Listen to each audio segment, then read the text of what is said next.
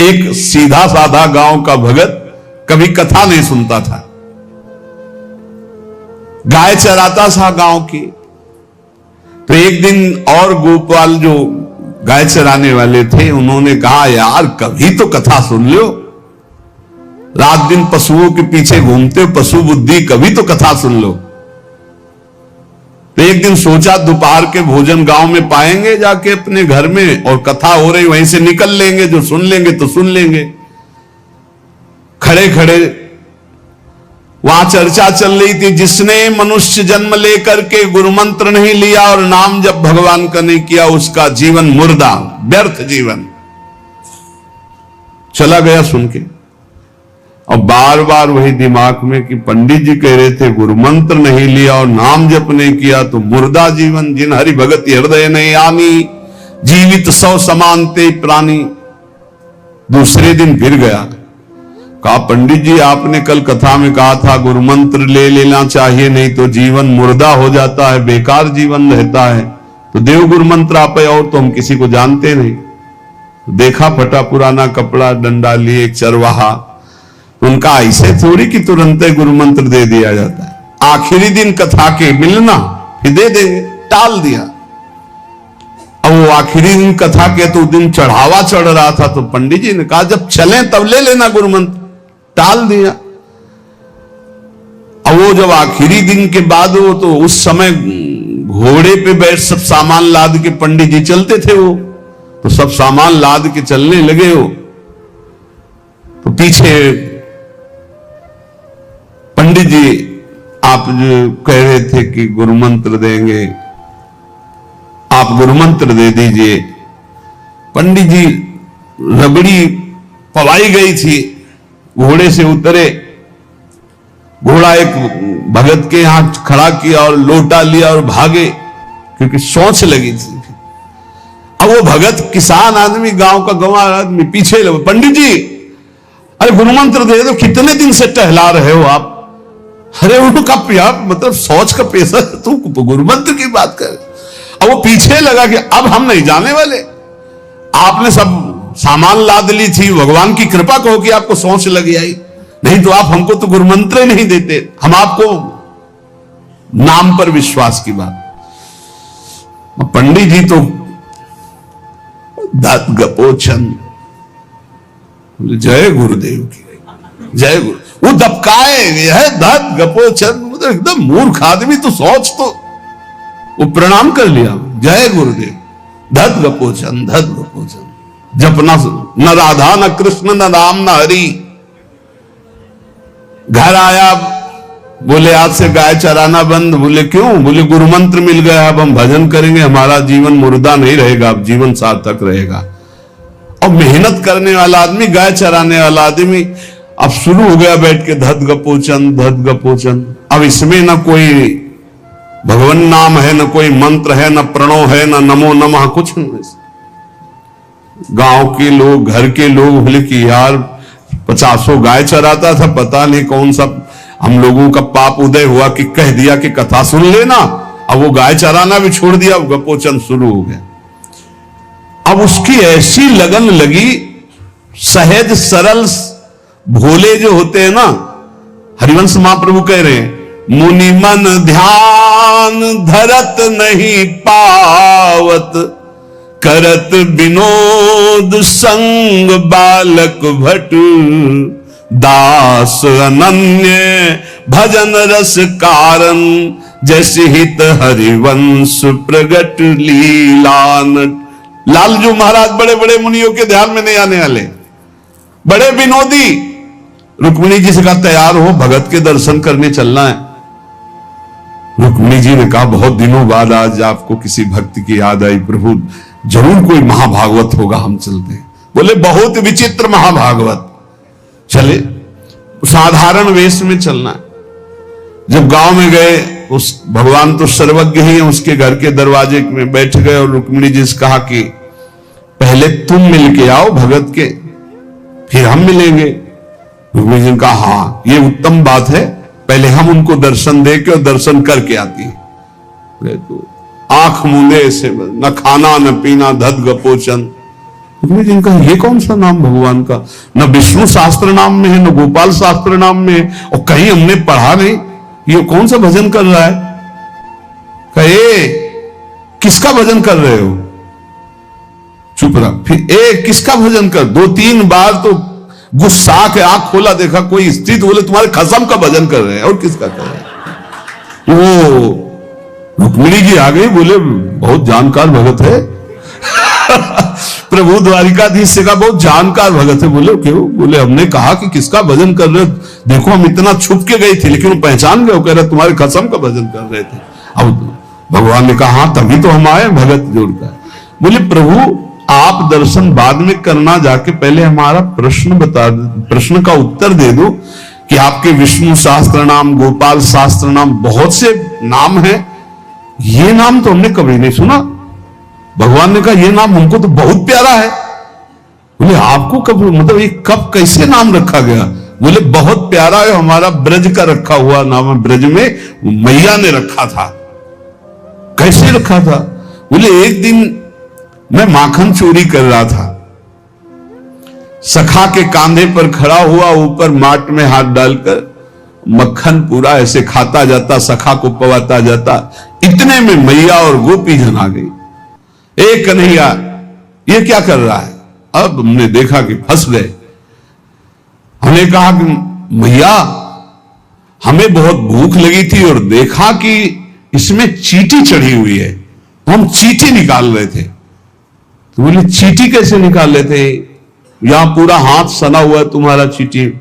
बोले अरे भैया तू बावरी, जब चींटी को ऐसे निकालने करते वो अंदर चली जाती तो खबो खबो के निकाला, इसलिए ऐसा इतना हाथ हो। बोले यहां मुंह में भी जब तुम्हारे मक्खन लगा, एक मक्खी बार बार उड़ रही थी तो हम ऐसे मारा तो पूरा मुंह में मक्खन लगा। भैया ने कहा धत गपोचन। बोले ये उस समय का नाम रखा हुआ है, मेरा बाल गोविंद में जब मैया ने रखा था मक्खन चोरी के समय उस। अब आप विचार करके देखो, भगवान का साक्षात्कार गुरु वचनों पर विश्वास होने पर साधारण शब्द बोला तो भगवान तो सर्वलोक महेश्वर सर्वज्ञ, उनके सब जैसे हर अक्षर में आ विराजमान है, का खा गा घा आ, ऐसे ही सब अक्षरों में ब्रह्म विराजमान है। फिर राधा नाम तो स्वयं हरि जपते हैं, और राधा नाम तो परम प्रेममय है और बड़ा गुह्य है। विश्वास करके जब वो धदगपोचंद जपा तो रुक्मिणी और द्वारिकाधीश भगवान दर्शन देने आ गए, और तुम विश्वास करके राधा राधा जपोगे तुम्हें नहीं प्राप्त हो जाएगा? अरे यही राधा स्वयं भगवान हरि जपते हैं। इसलिए पहला जीवन का चरम लक्ष्य भगवत प्रेम, भगवत प्राप्ति। दूसरा, हमारी बुद्धि केवल विचार करे तो श्यामा श्याम के ही विषय में, किसी व्यक्ति वस्तु स्थान का अगर हमारा चिंतन हो रहा, संबंध हो रहा, तो श्यामा श्याम के संबंध से हो। जैसे गोस्वामी तुलसीदास जी कहते, नाते नेह राम के मनियत सुहृद सुसेव्य जहां लो। अगर ऐसा नहीं तो फिर हर वस्तु व्यक्ति स्थान में एक आसक्ति है, वो बांध लेगी, आप श्यामा श्याम तक नहीं पहुंच पाएंगे। इसलिए बुद्धि का जरूरी है प्रिया प्रीतम में स्थित होना। अगर बुद्धि ये निश्चय कर ले कि परम सुख स्वरूप श्यामा श्याम ही हमारे हैं, हम श्यामा श्याम के हैं, सुख है तो श्यामा श्याम के नाम में, रूप में, लीला में, धाम में। अभी आपने सुना आनंद का तारतम्य। तीसरा, जो गुरुदेव ने नाम दिया है इससे बढ़कर महत्व तो किसी नाम में नहीं होना चाहिए। किसी की निंदा नहीं, सब नाम हमारे प्रभु के हैं, पर हमारे लिए सर्वश्रेष्ठ नाम हो गया जो गुरु ने दिया है, जो मंत्र दिया, जो नाम दिया। एक एकांतिक में आए और बोले हम कुछ 2-4-6 महीने से हम आपके शिष्य हैं, मंत्र ले लिया है। स्वप्न में एक महात्मा आए और उन्होंने हमको और मंत्र दिया है, तो अब तो हम समस्या में फंस गए कि आपका दिया गुरु मंत्र जपे या स्वप्न में कोई और महात्मा आए थे उनका दिया जपे, क्या करना चाहिए? हमने कहा तस्मात् शास्त्रम प्रमाणम। जब सप्तऋषि जी आए स्वप्न में नहीं, सीधे साक्षात आए पार्वती जी के पास, और कहा ये किसके लिए तपस्या कर रहे हो? महादेव जी के लिए। महादेव जी में क्या है, चलो हम तुम्हें भगवान नारायण को पति रूप में, भगवान विष्णु वैकुंठाधिपति अपार वैभव उनको। तो जो माता जी ने बात कही पार्वती मैया ने, वही बात पकड़नी है। उन्होंने कहा तजऊ न नारद कर उपदेशु, आप कहें सतबार महेशु। सप्तऋषियों, अपने गुरुदेव नारद जी के उपदेश का मैं कभी त्याग नहीं कर सकती, चाहे स्वयं इष्ट देव भगवान शंकर आकर सैकड़ों बार कहें तो भी। तजऊ न नारद कर उपदेशु, आप कहें सत बार महेशु। कोटि जन्म लगी रगर हमारी, बरों संभुनता रहूं कुंवारी। करोड़ जन्म लूंगी, हर बार अपने गुरुदेव के दिए हुए मंत्र का अनुष्ठान करूंगी और देवाधिदेव महादेव को पति रूप में वरण करूंगी, अन्यथा कुंवारी रहूंगी। बहुत सी कन्याएं और बहुत से वर हैं, आपको ब्याह कराने का शौक है तो आप जाइए, लेकिन मैं पर्वत से प्रकट हुई हूं, हिमालय से, मैं अडिग हूं अपने गुरुदेव के वचन में। तो यहां कह रहे चौथा, समस्त इंद्रियां भोग विलास के लिए लालायित रहती है, सबकी। अब इनको भोग देना भी है, बिना भोग के, बिना विषय के जीवित नहीं रह सकते। शरीर चलाना है, सेवा धर्म पूर्ति करनी है, पानी पीना भी विषय है, अन्न पाना भी विषय है, देखना भी विषय है, सुनना भी विषय है, सब विषय के अंतर्गत आता है।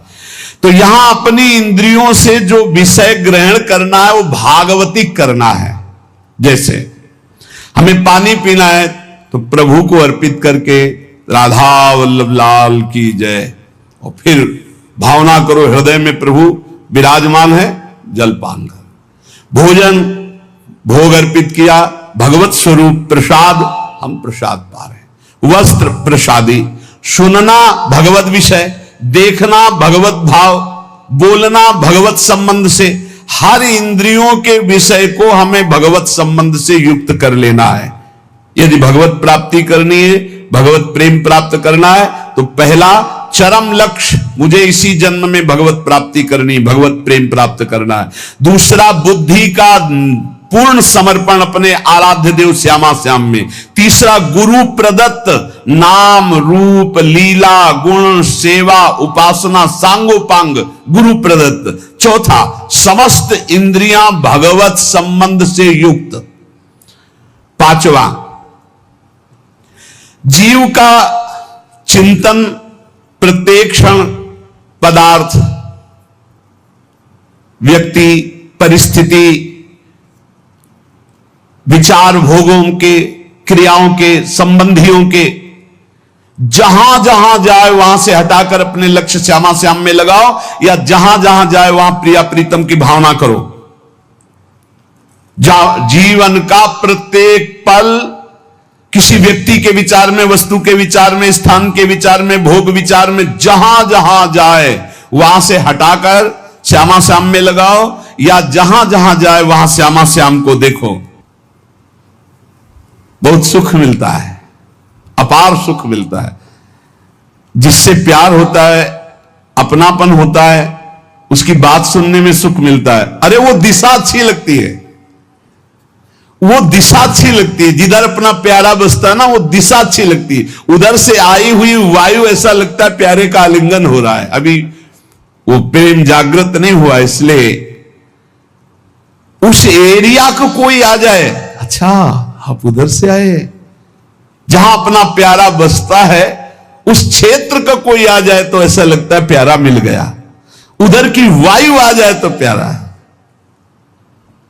जहां प्रीतम जी देश की प्यारी लागे पौन, जिधर प्रीतम बसते उधर से यस्या कदापि वसनांचल खेलनोत।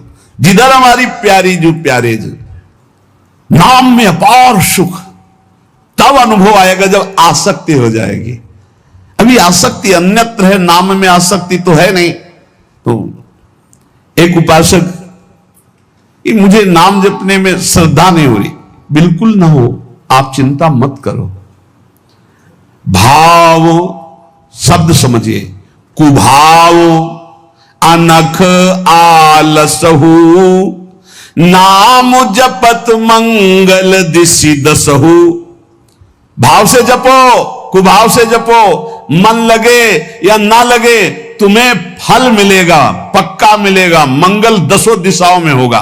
विश्वास करके जपो तो, और एक दिन जब स्वाद लग जाएगा तब आप भी ऐसे ही बोलोगे जैसे बड़े बड़े संत महापुरुष बोलते हैं, नाम जीवन, नाम सर्वस्व, नाम ही हमारा प्राण धन। 8वां, जीवन में राग द्वेष न रह जाए। बड़ा खतरनाक है ये राग द्वेष। अगर किसी से राग है तो बड़ा सूक्ष्म होता है राग का धागा, और वो जब हमारे ऊपर संकट आएगी, विपत्ति आएगी, या तो वो धागा दिखाई देता कि अभी वो है ना। द्रौपदी जी को पहले श्री कृष्ण याद नहीं आए, 5 महारथी पति है अतिरथी, वो याद आए, फिर भीष्मादि याद आए, फिर अपनी भुजाओं का बल, फिर दांतों का बल, और जब निर्बल तब महाबल। सुनेरी मैंने निर्बल के बल राम, महाबल प्रभु श्री कृष्ण का तब जागृत हुआ। यह राग बहुत खतरनाक है, किसी से राग न करें। यही राग जब प्रियालाल के चरणों में अर्पित हो जाता है तो अनुराग कहलाता है। जब शरीर भोग, शरीर संबंधी, यही बहुत फंसा वाला जन्म मरण चक्र का मूल यही राग है। और जब इसमें बाधा पड़ती तो द्वेष हो जाता है। द्वेष बहुत खतरनाक है। भजन कर रहे हैं, कई वर्ष पहले किसी ने कुछ कहा, याद आ गया और जलने लगा हृदय, उसकी पूरी सामने झांकी है। भजन कर रहे हैं प्रभु का और झांकी है उस द्वेष जिससे हुआ है और हृदय जलने लगा। या कभी वो सामने पड़ गया तो देखकर जल। द्वेष ना होने पावे, अजात शत्रु ते सदा। भक्त अजात शत्रु होता, एक भी पूरा सृष्टि में शत्रु ना होने पावे।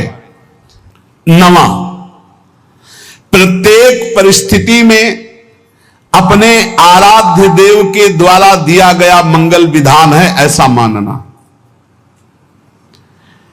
एक बार हमने सुना था, उस समय किडनी का रोग प्रकाशित नहीं हुआ था, कि असाध्य रोग भगवान की विशेष कृपा से प्राप्त होता है।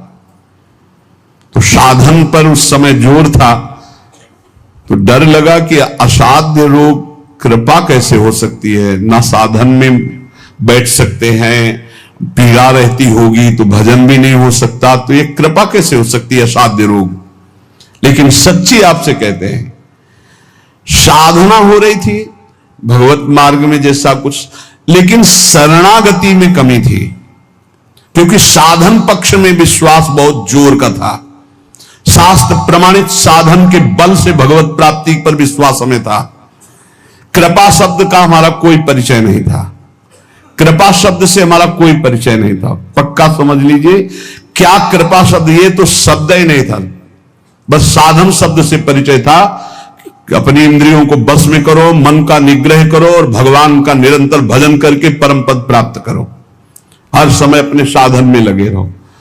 जब किडनी फेल हुई, साधन शब्द हटा, अब हाहाकार मच गया अहंकार में। अब क्या, फिर जो अहंकार शरणागत हुआ, फिर बात बन गई जो करोड़ों जन्मों की साधना से नहीं बनती, वो इस असाध्य रोग ने काम बना दिया। कह रहे हैं कि प्रत्येक परिस्थिति में पूर्ण कृपा, पूर्ण मंगल विधान देखना, ये 9वां सूत्र है। जैसी भी परिस्थिति आवे, चाहे जितना विकराल रूप लेकर के आ जाए परिस्थिति, कृपा ही कृपा, कृपा ही कृपा सच्ची मानना, परिणाम में देखना बड़ा मंगल और बड़ी कृपा होगी। 10वां, प्रेम प्राप्ति के मार्ग के पथिक का जीवन बड़ा विनयमय, बड़ा विनम्र, बड़ा संयमी, सदाचारपूर्ण, त्यागमय और शांत सुख स्वरूप, प्रेमी महात्मा का ये स्वरूप।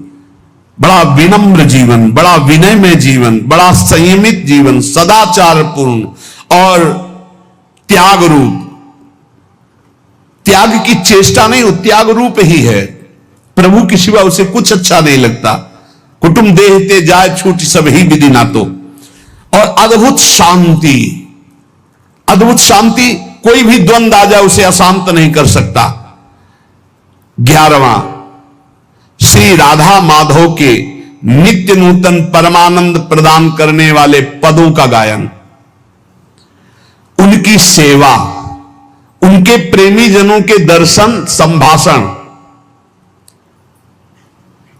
तब ऐसे प्रेमानंद की तरंगे हृदय में उछलती रहती है जिससे लीला रस में उसका प्रवेश हो जाता है, तब उसका लीला रस में प्रवेश हो जाता है।